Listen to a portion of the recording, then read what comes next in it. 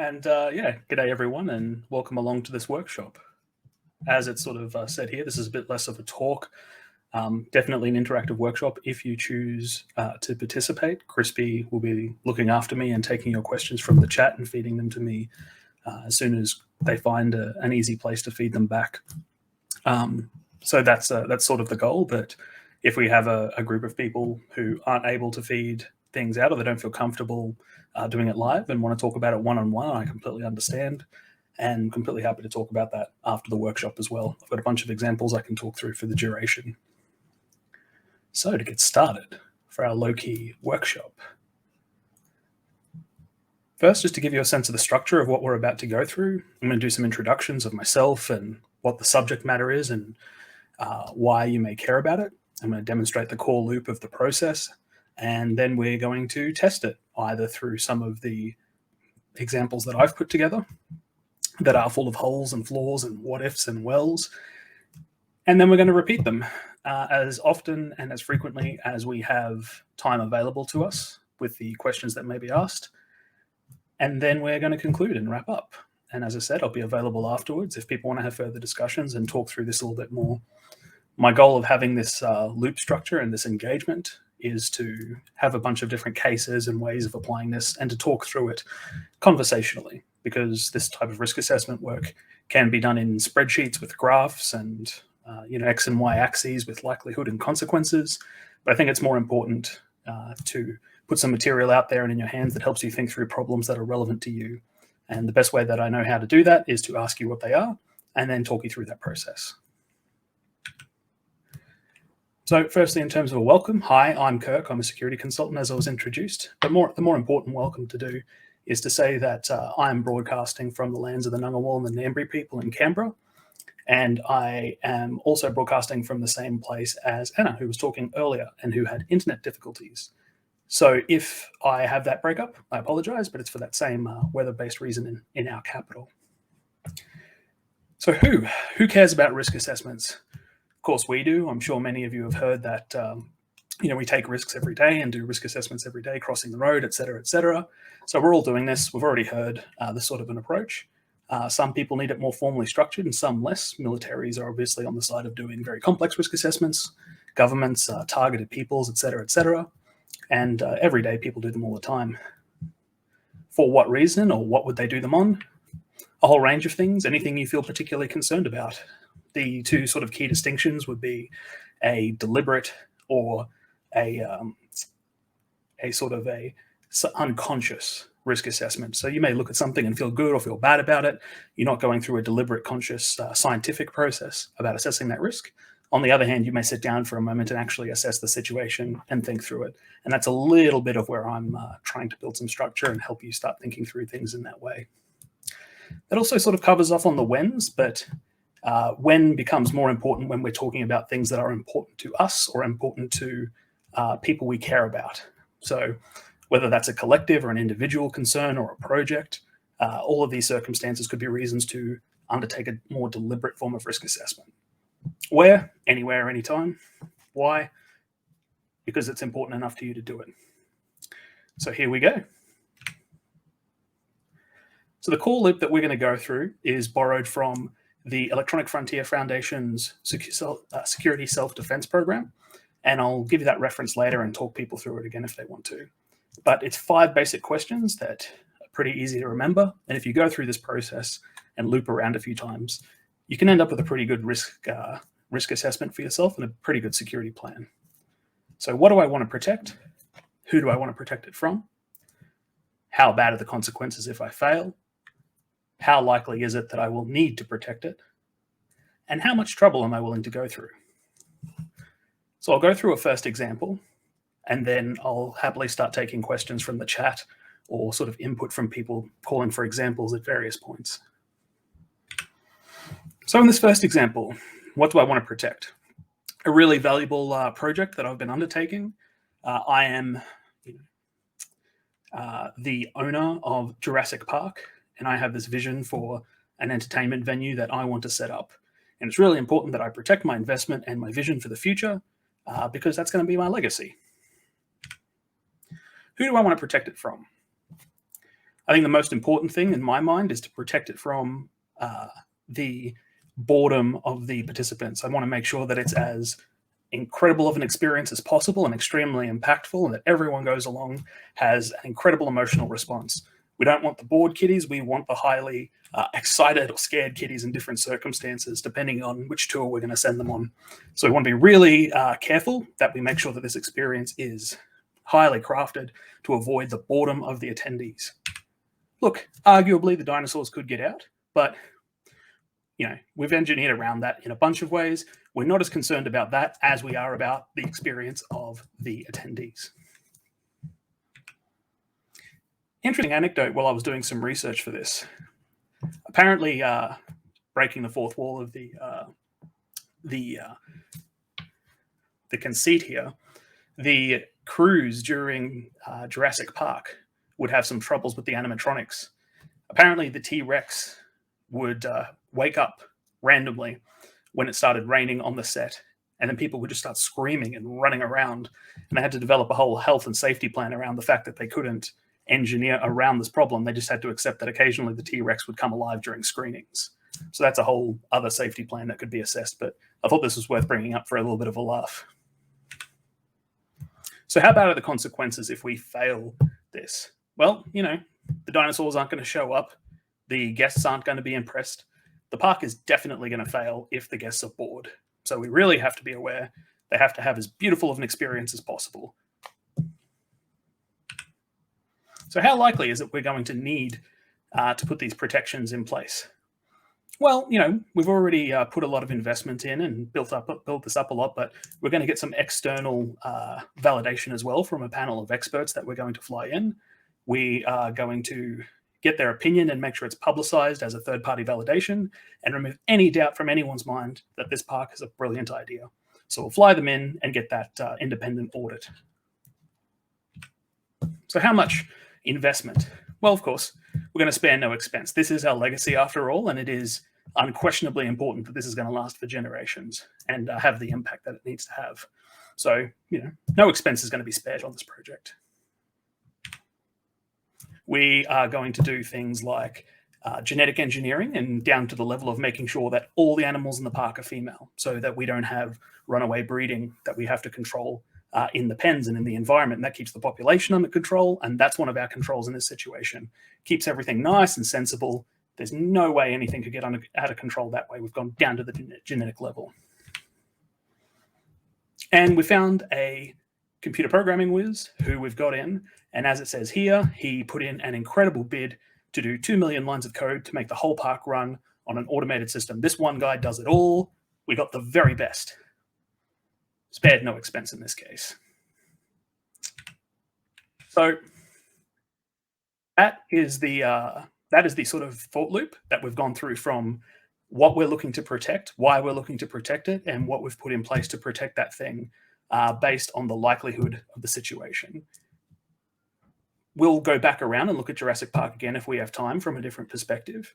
But at this point, I'd be happy to take any questions or comments that are coming up from the chat if the MC has anything. None at the moment, so feel free, I guess, to just keep trucking along. Yeah, cool.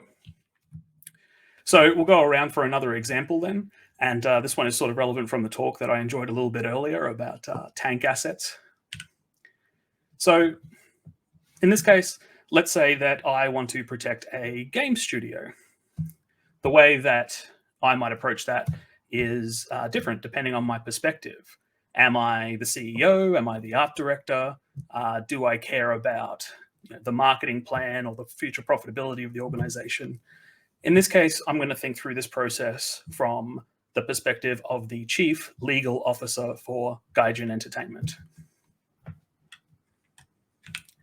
So if I'm the chief legal counsel for Gaijin, what do I care about?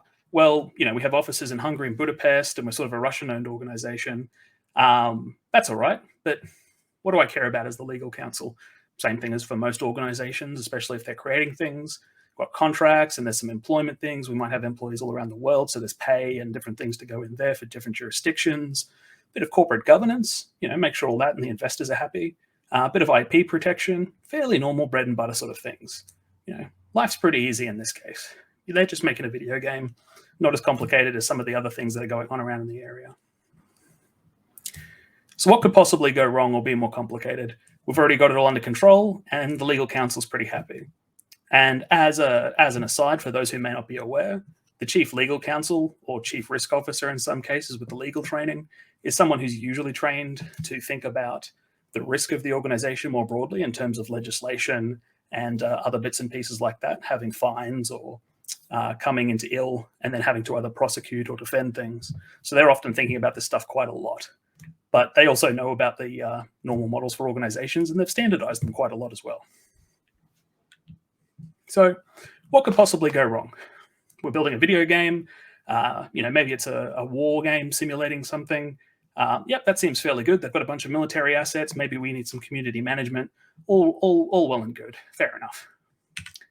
Except, as was discussed in the previous talk, fans of games, when you're getting them to submit documents and give feedback on the quality of the materials, may be quite enthusiastic in particular about the details, especially with more modern types of equipment and warfare. And in that case, you may open yourself up to fans submitting sensitive documents in your message boards. And suddenly you've got a little bit of an international problem. I can imagine myself as the chief legal officer sitting there drinking my martinis at lunch, thinking the world is marvelous in my suit. And then all of a sudden I get a call. And a very panicked community manager and IT database administrator is trying to explain to me on the call over a bridge that they now have classified military documents floating around in their system. And they're asking me how I should respond to that. Well, as a chief legal officer for a Russian organization that now holds British classified military documents within their systems, I am suddenly a little bit more alert and trying to sober up a little bit more quickly. I'm having to think through this problem that I probably haven't had to think through before, and this probably isn't a kind of law I've had to deal with before. Okay, we couldn't have seen this coming. So how bad are the consequences? Let's just think back for a second. How bad are the consequences if these types of documents do get dropped? Well, pulling this stuff out of a Kotaku article, they could get pretty bad. I mean, you can see from this, it's a fairly legalistic response. So the chief legal officer was definitely involved in writing it up. We have written confirmation from the Ministry of Defense that this document remains classified. By continuing to disseminate it, that's not quite how a community moderator tends to write. That is definitely legal copy.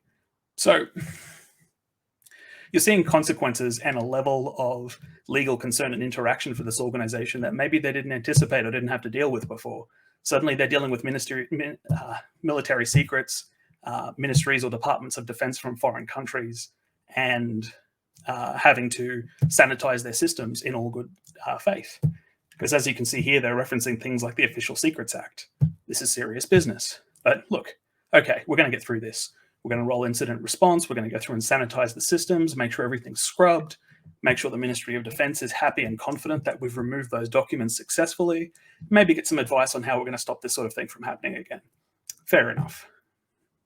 So, fair enough. Now everyone's seen this and everyone knows, yes, but everyone knows in good faith, we're all adults. We know not to submit classified military documents as military members into video game moderator boards as suggestions for the games. So, unlikely that the situation is going to repeat itself. Except it did a few months later again, this time from a French military tanker, sending through a similar set of documents for their favorite type of tank, trying to explain why it didn't perform correctly in the video game and how it should be updated and fixed with accurate references. So now, me as the chief legal officer and everyone else at War Thunder at the studio is in a position where we really have to think, are we now responsible for ensuring that documents that are dropped on our platform on a regular basis are not in fact classified military documents every time? Do I now have to make interesting engineering decisions about all information shared from the community? Do we shut off community submissions? What do we need to do? And how do we go about that? What kind of investment does that require? Do we suddenly need every military to share, to understand their information sharing requirements and breach requirements? Do we just do this on a case-by-case basis? How do we handle this? In this case, at least in the article example, they had their community manager come back and talk about how they wouldn't accept documents based off what they couldn't verify as a valid source material. They gave a warning and closed the thread.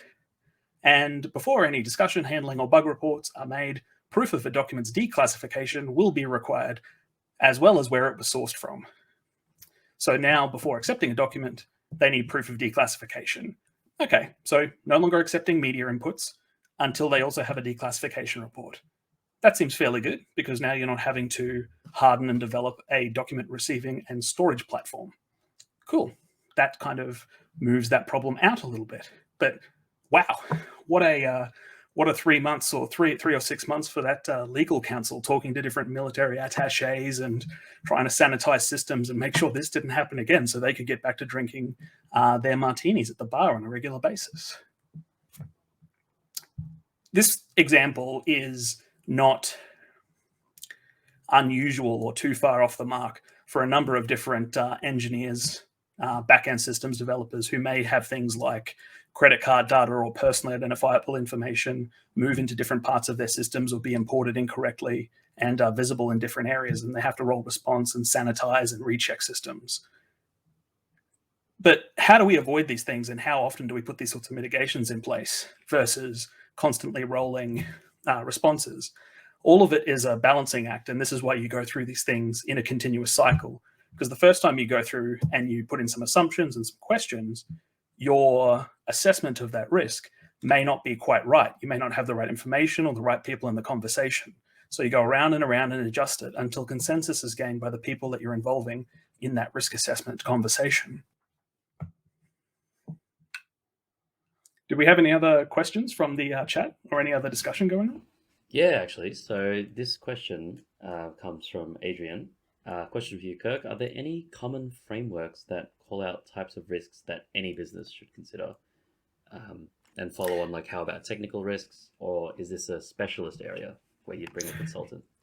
Yeah, so there are loads of areas you can have a look at. If you're talking very specifically about technical risk, I would suggest that folks have a look first and foremost at, for infrastructure type people, for a sort of a corporate baseline environment.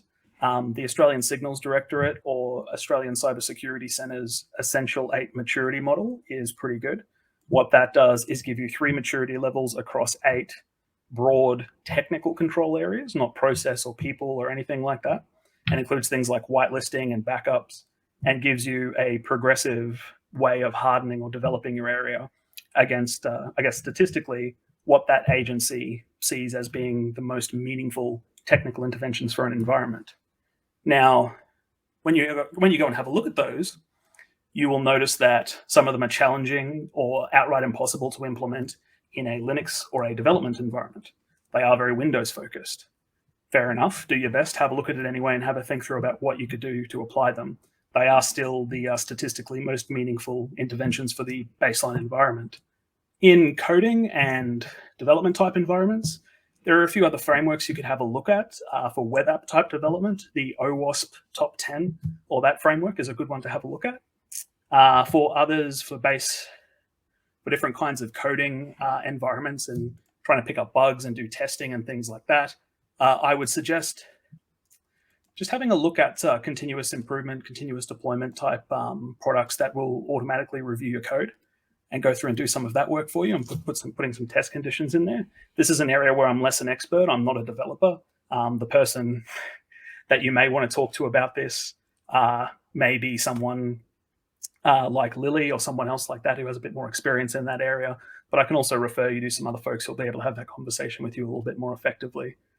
In terms of people and process type stuff, the most meaningful things I could probably suggest are ongoing conversations in your team about how you can improve and harden things. Likely the most easy thing you can do is have everyone talking about how to shut off old systems or how to replace them on an ongoing basis, and not to leave things undocumented or unexplained, unmaintained for extended periods. So a full life cycle management of your environment. Was there anything else, Crispy? Cool. Yeah, just related question from Lewis.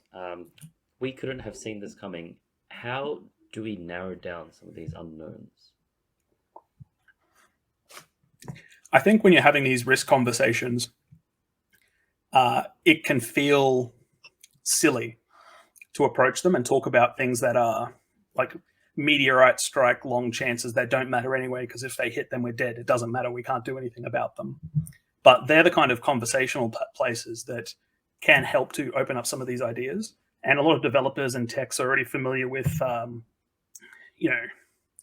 idea elicitation type processes, ideation type processes, thinking around complicated problems or alternative approaches, disruptive approaches to things. Applying that same sort of mentality to thinking about risk and the possible bad outcomes is a great way to start, because no matter how ridiculous the idea, at least it gets you thinking and loosened up. And you can eliminate the absolutely ridiculous ones, but you may find some that are actually viable once someone brings them up. You get the conversation of, oh, wait, maybe it isn't ridiculous that everything on the Facebook campus runs through Facebook servers and then we can't get into our server room if Facebook is down to fix Facebook. That's not a thing that would ever happen in recent history, right? Having those sorts of conversations can open up those sorts of ideas fairly fluidly. And also just actually listening to people when they point out these risks, you put them in the registers and entertain them. But even if they are long, long odds or catastrophic odds that nothing you can do about them, there's no reason not to record them, because someone may go back through that register and have a look at it later and have a different perspective, which may bring it into a more immediate focus. And they may also have a more immediate solution for bringing that problem into a more controllable risk profile. Cool. I think that's all the questions that we have. So I guess we'll move on with the workshop. Great, thanks. So we've just talked through an actual sort of a legal example for this company and how they engaged it with community management and legal responses, and not having to develop a technical platform to handle the problem. There was a process solution that fixed it in this case. And that avoided having to deal with international law. Great. No one really wants to deal with that. So let's go back to Jurassic Park and have another think. Maybe this time I am going to be less focused on the importance of Jurassic Park being about my legacy and about my ego and about how brilliant all of this is going to be for all the legacy of humankind. And I'm going to think about this focusing more on actual material risk to the people coming along. Okay, so we're setting up Jurassic Park. Who do I want to protect it from? Well, in this case, myself and my assumptions and my ego. I'm not going to spare, even though I don't spare expenses, I'm not going to let myself be blinded by other people's personalities that make me feel bad or bruise my ego about my vision. I'm going to think about these things a bit more carefully and put some more material mitigations into place. Fair enough.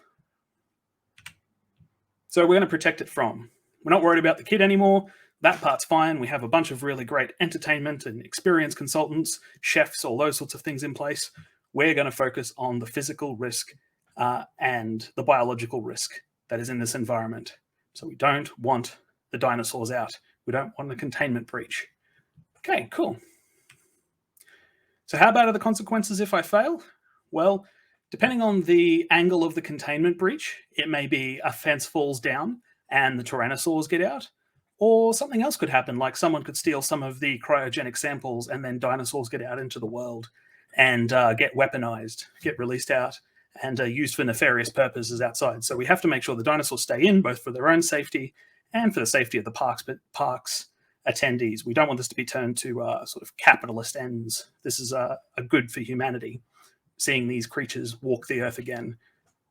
So we do need some sort of security force to make sure there is a containment response in place, because it is true of physical security response as well as cybersecurity response that it is not a matter of if you get breached, but when. It is likely that automated systems may already have a foothold in your environment, may already be exploiting them, and the mean time to actually knowing that you've been breached from a security perspective can be months, if not years. And those are sort of live in the world statistics, depending on the reports you're having a look at. So what does that mean? We don't need fences? Well, No, we're still going to use fences, and we're still going to have a bit of that in place to stop the, day-to-day pedestrian sort of threats from occurring. But what it does mean is that we need an effective response and repair system in place to address the issues when they do arise. So in this case, we have a physical response force that we're going to arm and equip to contain the dinosaurs and make sure we can get them back into their pens. That's how we're going to handle the situation. Cool. How likely is it that I'll need to protect it? I'm still got these consultants here saying that, I probably shouldn't be doing this and things are way more unpredictable than I could expect, but I've engineered the system to work on rails in a very specific way. They're never going to deviate off those rails. So it's not really likely that I'm going to have any problems. As long as everything stays in the lines that I've made, I don't foresee any problems because it's completely contained and completely engineered. Sweet.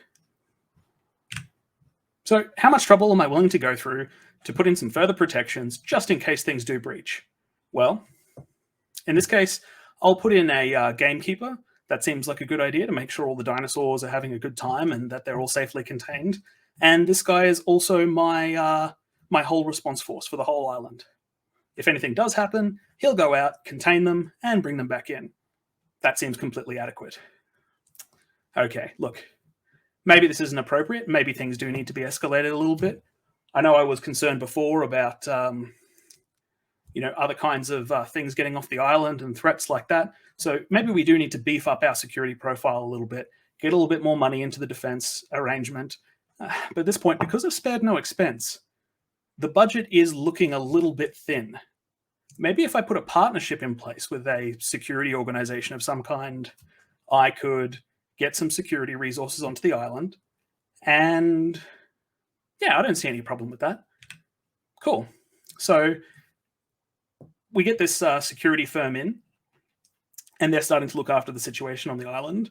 They have asked for access to some of the creatures on the island in some paired research ventures, but that's the price of doing it, and we get a really good price on a security response team. And they've got everything from helicopters to vehicles, additional weapons. They're even training the velociraptors. Everything looks great. Like, they're really interested in the dinosaurs. Yeah, this is fine. Everything's going to be okay. So I've ended up in a place now where I have a security contractor working with me. I'm sharing openly with them and collaboratively. I've got expert advice from consultants and my security team. I'm definitely focused on all the right things. And now none of the bad things of commercialization of my dinosaurs or release of their biological samples for other reasons are going to occur. My island's nice and secure, rock and roll. Risk model complete, right? As you can see, there's a few issues with going through this process. And Jurassic Park is an excellent example of thinking through things and thinking you've definitely got all the controls and resources you do in place, but maybe the controls you put in place are not quite what you think they are for the risk type that's actually there. Were there any questions, Crispy? Yes, one question. This one comes from Jen. So Jen was wondering how you approach risk assessment when the risks feel like they stop action. Kind of like when your team just kind of starts feeling overwhelmed with thinking about those risks, like, oh, there's too many risks, and I just don't want to think about it. Yeah, that's an awesome question. The most secure computer is the one that was never changed from sand or metal that was mined out of the earth, right? It was never actually formatted into a computer. And the next most secure computer is the one that's powered off, put into a block of concrete, and then dropped into the Mariana Trench. But neither of those situations really give you a computer that you can work with and that you can perform what you're trying to do with it. A computer system is a tool, and you're trying to use it for some purpose. I mean, a business or any sort of venture is a series of bets you're taking on risk, or you're trying to accomplish something for some kind of gain or end. Ooh, apologies there. So you're taking on a certain amount of risk in all parts of your operation. And in every way, you're trying to mitigate the downside and address the risks while amplifying your advantages because you think you've got something to gain from it, whether it's artistically or spiritually or whatever you're hoping to do in human life.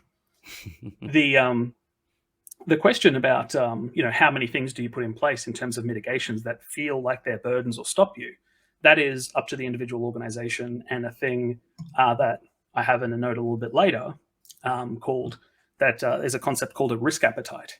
And it's a really useful concept for an organization to have, where you sit down and you say, okay, are we how hardcore are we about this? Is this a ride or die operation? There is nothing that's going to stop us from pursuing our goal. We will catch bullets and drive off into the ocean if we need to get this done. There is nothing that's going to stop us from putting up that price.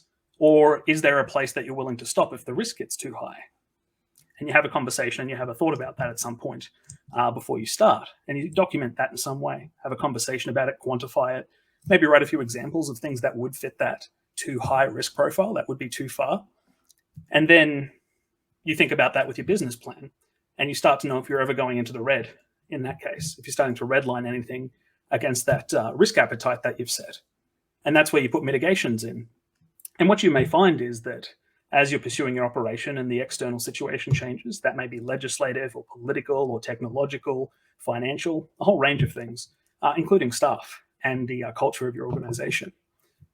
You'll find that your risk appetite may change, or your perception of risks may change, which is all fine, as long as you're honestly assessing that in a continuing way. But to go back to your point about how you deal with risk mitigations that seem like they're too much, part of that is about all sharing an idea of your risk appetite, or if it's an autocratic type of organization, everyone being really on board with what the boss says the risk appetite is, and communicating that clearly and effectively. Now, we may, there's a concept in economics called an externality or an external cost. And what that basically means is I'm assessing the value of this problem, but this thing over here that is a negative factor, I'm going to say that that is not a problem, and I'm not going to count that in my analysis. In this case, one of the things we're talking about is annoying our staff and having them so frustrated with their work that they either choose to work slower, or they choose to build shadow IT or invent a whole other process because they don't like the mitigations and processes that are put in place. And that can be a whole range of things, from attitude to the way it's communicated to, heavy-handed processes or things being put in place for risk that they, as clever individuals, don't assess as being fair or reasonable. So if staff aren't supporting it, it's not an effective risk intervention anyway, and it's actually cost you the regard and respect of your staff. So that risk intervention is ineffective or too costly, potentially. So you've got to assess those things on that basis. You may find that if your staff are unprepared to accept any of these things, and you don't have a means or the social leverage to influence them or change their mind about it, it may be impossible for you to implement these things, and you may have to accept a higher operating risk as a result. But all of these things are, as I said, an ongoing and iterative conversation you should have with your staff as openly as possible.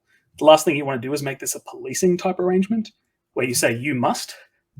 It's much better that people are aware that we all have a shared mission, and security is a matter of reducing the risk of not successfully completing our mission.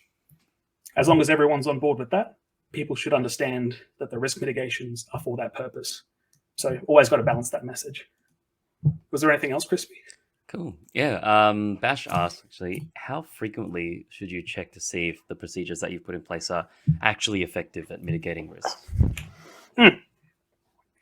So depending on, again, a whole range of factors, but your organization's resources are one of them, and your risk tolerance. So if you have a really low risk tolerance and you have an environment that is changing constantly, you also have to perform these assessments constantly, because the changing environment will mean that your assessments change.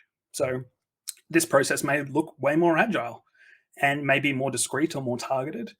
Or if your organization rarely changes, then, and the environment it operates in rarely changes, then there may be long time between looking at it. It may also be based off of the level of risk. So high profile risks may get looked at more regularly. Low profile risks may get looked at once every year.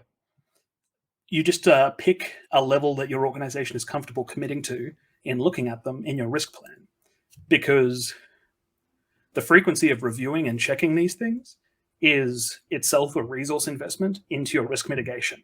Just writing the thing in a spreadsheet and never checking it again, no one's going to be using them, no one's going to be reviewing them, and it kind of loses its applicability.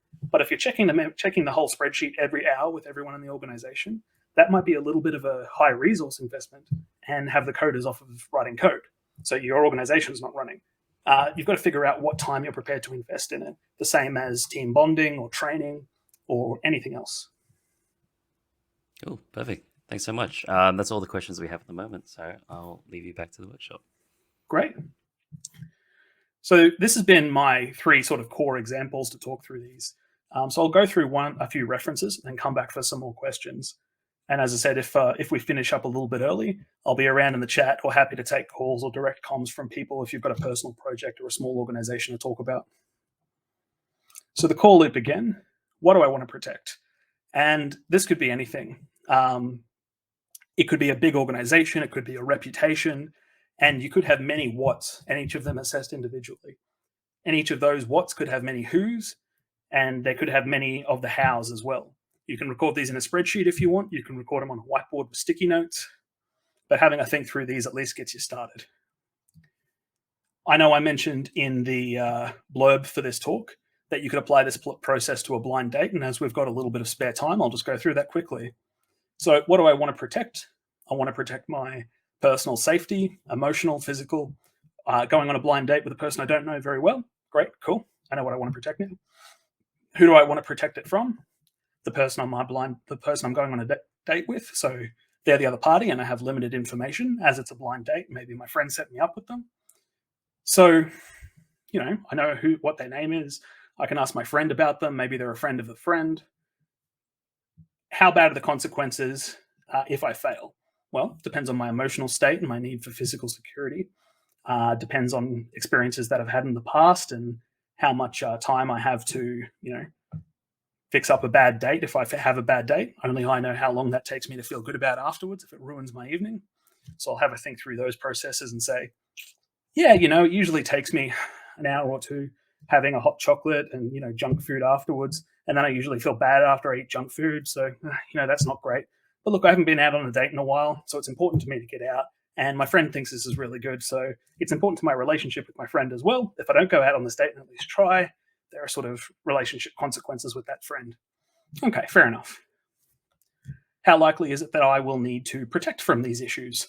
Well, I don't know a lot about this person, but my friend wouldn't set me up with someone that they didn't think was a decent person for me. They've only set me up on 1 or 2 dates before, and I have had good times, although the relationships didn't go very far. So it's probably not likely that the date is going to go awfully. So that's okay. So how much trouble am I willing to go through to protect against these downsides? Well, noting that I have this information that my friend is not likely to set me up on bad dates, I probably don't need to put a lot into mitigating the risks here, but I can do a few things. I know their name and I know they have a relationship with my friend. So if I felt like it, I could look through social media or ask my friend for a little bit more information. I could ask to meet them in a safe and public place. I could try and message them a little bit beforehand, or I could think about what my exit strategies would be from that date if it does go badly, and what I'm going to do afterwards. Instead of sort of soothing myself with junk food, maybe I think of a healthy option and plan that out as my fallback or alternative plan for the evening. And that way I avoid feeling bad about junk food because I know I have that habit. I know I have that response and I don't feel good about myself afterwards. So now I've got a bit of a plan for this blind date. It's a fairly safe situation, but I feel more confident now that I've gathered some information and I have a plan if things go bad. That's not going to make me feel bad afterwards with my normal coping strategies and habits. So there we go through that core loop. For those of you who are interested, you can have a look at the document that this core loop sits in with a little bit more discussion on the Electronic Frontier Foundation's website, and I'll drop the link in the chat after this. But I do encourage going and having a look at their resources. Pretty much everything in their surveillance self-defense set is really good for personal security, but you can also apply it to small projects and organizations. So what? Well, as I said, hopefully this is a useful, simple heuristic process for you to go through to determine your own personal risk levels in different situations. This isn't mathematical and doesn't give you all the controls. This doesn't give you all the answers or an independent risk professional's assessment, but it does help you to think through it in a somewhat deliberate way with questions that I think are open-ended and thoughtful enough to lead to a number of different answers. And there is sort of a next slide here, which is important and has a few questions. That this process can go on and on. There are people like myself who make a whole career out of thinking about disasters and risk and assessing them and advising companies and bits of government and individuals about different kinds of risk and plans for dealing with that in their life or their operation. The most important thing to be able to think about is making your decision-making defensible. And at an individual level, this mostly means that you can justify it to yourself and whoever else may ask you about it. Do you feel comfortable with the situation that you're about to go into? If you stop and think for a second, can you justify it to yourself, and can you justify it to future self? As a slightly impulsive person at times, I know that future me sometimes doesn't appreciate decisions past me has made. So I've gotten a little bit better at this, and that's at least a part of why I have these skills. We've already talked about risk appetite a little bit. Levels of preparedness kind of comes into that as well. It's just another useful concept to talk about or to think about how prepared are we for these kinds of circumstances. Using that language helps you to refocus on that preparedness, because the preparedness may not be case by case, as with the date, thinking about an alternative plan. It may be a constantly prepared alternative option. For example, you may have additional security things that are in place, additional checks. So you may have friends who are going to check on you later on the night, or people who have the ability to track your phone, for example. You may ask a friend to come and sit at the date location innocuously off to the side and not interact, but to just be there on site just in case. And that could be for a number of different reasons. In this risk assessment process, the other important thing, whether you're doing it at a massive organizational level or an individual level, is to make sure that you have the right mix of perspectives. As an individual, you can be blind to your own assessment processes. We all are. This is why asking a friend for an opinion about something that you're worried about is important. You get their advice and counsel, and you get to synthesize that and mix that together with your approach and develop a plan that has the benefit of the counsel of those two thinkers. And this is also why it's important to have the right diversity of thought, but the right representatives from parties such as cultural representatives or others in your risk assessment process, because you don't know what you don't know. So, getting some out of context thinkers in there is important. That's the next piece as well, independent input. And that could be the person that you've invited along to every risk assessment process. And that is a seat at every process, maybe that is available to anyone in your organization who was not invited to this process or picked specifically for their inputs, because they are sort of the wild card factor. And you bring them in and they get to throw spanners in the works. And in fact, maybe you give that job to them. Alternately, maybe you need someone who can deliver expertise or structure that you don't have in your organization, an external consultant or advisor. There are many methods and frameworks of risk assessment. You could go to the International Standards Organization.